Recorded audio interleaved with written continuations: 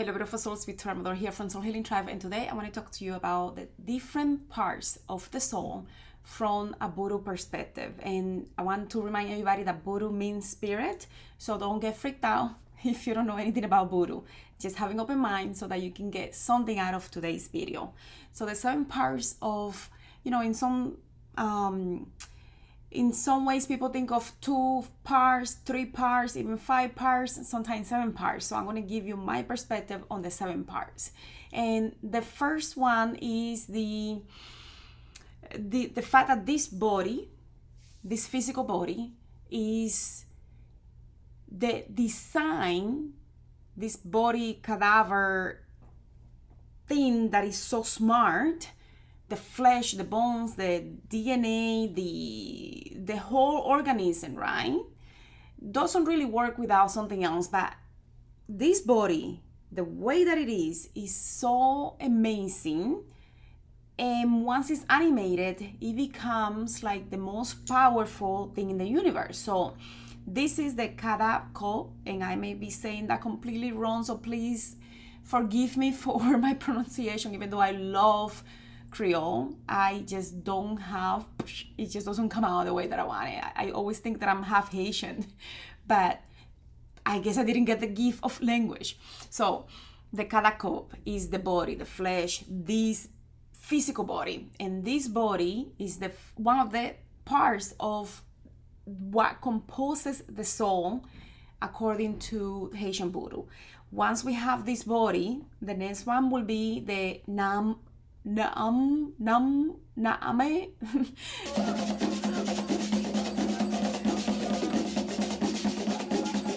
So that's the spirit that animates the organism. And this is basically at the moment of the death and the rebirth of the barrier. At that moment, that energy that leaves, that being, that part of your soul that leaves when you die in a past life, for example, it gets reassigned to another experience, basically, depending on what needs to come next, depending on the information that is provided within your different light bodies. So that will be the Nam. And then we have the little good angel, is the memory, the mind, the consciousness, that left, I think about it as a left brain. It's very it has a dualistic aspect with the big good angel, because they're basically like this. They're, half and half. So the good angel is the one that corresponds to will, to intelligence, to free will, to really, when we go through the Kundalini and we go through many different Kundalini moments and we awaken and we have that energy of this is the immortal aspect of the human spirit. So I say it as the right brain, and I say the little good angel as the left brain. So just for me to make sense out of this, right? Things that come from the left brain, the rationalization, logic thinking, and blah, blah, blah, blah. So the little good angel is on the left. That's the way I see it. And the good big angel is on the right, that has the subconscious and unconscious, but it's almost like, the way that I see it, it's almost like the big good angel that sits on the right brain, on the right side, on the east, because it comes from the sun. And this big good angel that is an immortal aspect of a human spirit, or the human life force energy, right?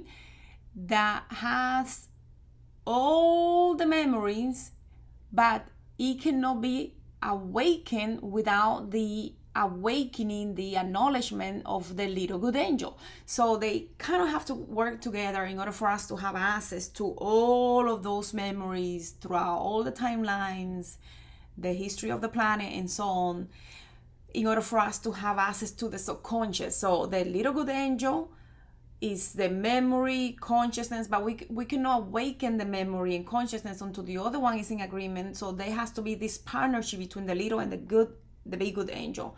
And the Luametet is the spiritual principle, the master of the head, the Lua that kind of owns the head, that comes into alignment, almost like bringing your guardian angel into your head to become one with your guardian angel. So that will be the Lua method. And then we have the Sewal. The Sewal is the start, the destiny star, the soul of destiny, where you basically are, is this representation of an aspect of your soul that is somewhere in the sky, linked to a star that you come from, that you have this deep connection with. So that will be the Sewal, that also has a sub part with the Chemin. The Chemin is the path. What is the path? The consciousness path that you're going to choose. Almost like in the Upanishads, the concept of what is that called? The Chaitanya, I think is the name, Chaitanya, where in the Chaitanya, it is believed that every consciousness is composed of sevenfold movements, and these movements are dominated.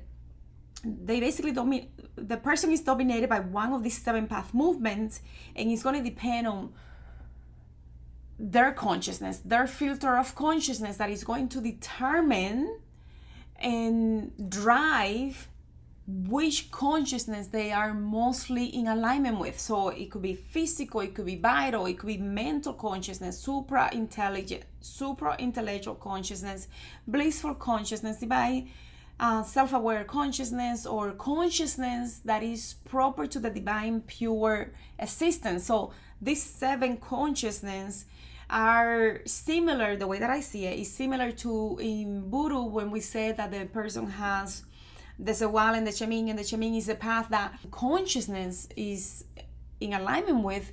They're going to pick one of these consciousness to be the one that kind of drives where, if they do what they need to do, if they follow their life path and so on. So the different paths will be related to the element of the being choosing, or maybe the element or the cosmic force that chooses the being, right? It's, I don't even know sometimes. I'm confused all the time with some of these mysteries. That's why we call them mysteries. Again, we said that this body, the kadako, the body, the material, this being is the image of the great celestial being, right? That is designed per the instructions of the celestial being when it was being designed inside the mother's belly. So the Karakop is the body that is designed with the instructions of the celestial being. And the Nam is what gives the Karakov the shape and holds it together. So I see it as almost like the etheric body during the process of invagination, coming and giving and telling the sperms what is needed, what are the requirements, and then these sperms, the one that makes it, is the one that wins and has the instructions that matches the design that was requested to the universe, to the cosmic womb, and the process of invagination starts. And basically you are designing this karakop, right? So it is basically almost like the astral body that has all the memories from the past life together, right? Coming together with the instructions given by the father and what is already in the cosmic womb of the mother that creates this invagination process. And when that is done, then the signal goes out and says, we need someone to meet these requirements, and the astral body of the past life kind of comes into the picture and agrees, and there comes this merge. And when we have this merge, eventually we are growing and developing. The first thing that gets developed is the CFS, the cerebrospinal fluid. That's why in some cultures the cerebrospinal fluid is almost like the seat of the soul, so, or seen as the seat of the soul, where in some other cultures it could be the heart. I don't think it really makes a difference at the end of the day, as long as we understand what this means. And when we have this design, then we have the big good angel that gives the life force. When we are born, when we have that first breath, we have that life force coming to us, the little good angel that has the memories, the consciousness. In some ancient practices, is actually a little bit opposite. And I just want to bring this in so you can contemplate, you can decide what works for you, what makes more sense. But it's in some practices, in some ancient teachings, it is believed that it's actually the opposite, that the energy of the soul comes when the energy of the body is being put together with the design that is given. And when that moment that the little sperm comes and says, okay, yes, we're gonna do this, that will be considered the big good angel that has to wait until age 7 to really anchor in the experience. The little good angel is the one that comes, in some cultures, comes when we are being born and we take that first breath, and it basically takes possession, which is why some people in some ancient cultures believe that perhaps the little good angel is the one that gives the breath, and the good angel, the big good angel, is the one that has 20 to 7 years, where the brain has enough structure and is healthy enough to sustain the amount of energy that comes through. So, you know, you're gonna have to decide what works for you best and what you want to believe, and maybe you want to research a little bit more about this. Just giving you something to feed your soul, to feed some of the questions, so that you can decide what works for you. So we have the good angel, the little good angel. We have the Loi method. You know, it's interesting because between the good and the little angel, the good big angel and the little angel, there is this dualistic aspect that is a mystery, right? Between earth and heaven, this polarization aspect, dualistic, dynamic aspect that is almost like an alliance between the earthy beings and the celestials.